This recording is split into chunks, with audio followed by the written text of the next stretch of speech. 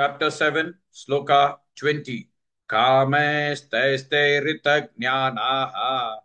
Kamestaisteritagnyanaha. Kamestaisteritagnyanaha.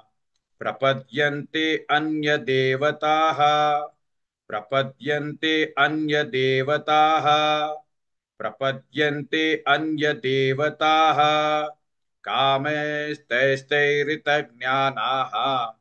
Prapadyanti anyadevataः kamestaisteritagnyanaः prapadyanti anyadevataः kamestaisteritagnyanaः prapadyanti anyadevataः kamestaisteritagnyanaः prapadyanti anyadevataः kamestaisteritagnyanaः प्रपद्यन्ते अन्यदेवताः तन्तन्नियममास्थाय तन्तन्नियममास्थाय तन्तन्नियममास्थाय प्रकृत्या नियतास्वया प्रकृत्या नियतास्वया प्रकृत्या नियतास्वया तन्तन्नियममास्थाय प्रकृत्या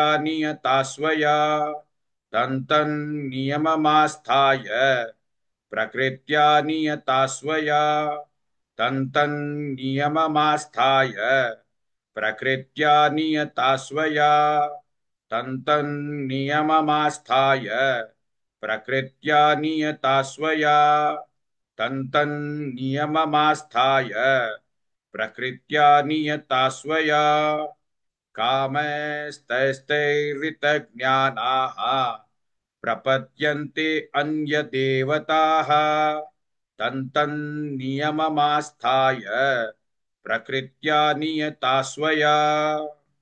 Please like and share this video because you could be instrumental in helping someone around the world recite the Srimad Bhagavad Gita, thereby helping them to have a life of unending opulence, victory and prosperity.